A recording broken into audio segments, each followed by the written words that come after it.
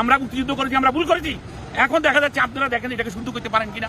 পাগলে কিনা বলে, ছাগলে কিনা খায়। দেশের স্বাধীনতা সংগ্রাম হলেও পাকিস্তানিরা সারেন্ডার করতে, সেখানে সবকিছু শেষ। এই মুহূর্তে যারা ক্ষমতায়, যারা এই মাটিতে ছিল, তারাই বুদ্ধিজীবীদেরকে হত্যা করেছে।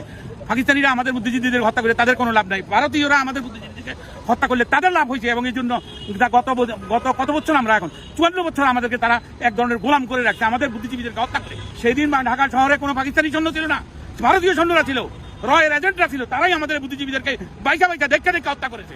এবং এই দোষ দেওয়া হয়েছে আল বদর আসাম। তখন আল বদর আসাম কোথায় ছিল, কয়জন ছিল বাইর করে, কারা ছিল তারা পরবর্তী ক্ষমতায় তারা ছিল 5 বছর, তারা কেন আল বদর আসামকে ধরে নাই? আপনারা যে সমস্ত জিনিস বয়ান করেন, এগুলো এই বয়ানের কোনো অর্থহীন। এই দেশে আবার নতুন করে তারা জুজুর ভয় দেখায়া আবার আমাদেরকে ওই গোলামি থেকে আবার গোলাম বানানোর জন্য চেষ্টা করা হচ্ছে। 1969 সালে নির্বাচনে জামাতের নমিনি ছিল 3 জন, আর আওয়ামী লীগের ছিল সবাই, এবং মুসলিম লীগের ছিল 4 জন। তো তাহলে এখানে জামাত 2 জন লইয়া সারা বাংলাদেশের মধ্যে সবকিছু করি ফেলাইছিল। এই বেটারা কি করছে তখন? এরা কি ইন্ডিয়াতেই ফালাইছিল? তো ওরা কিছুই করলো না, এই 2-3 জনের সব দখল করে, সব মারি ফেলাইছিল, সব লুট করে ফেলে।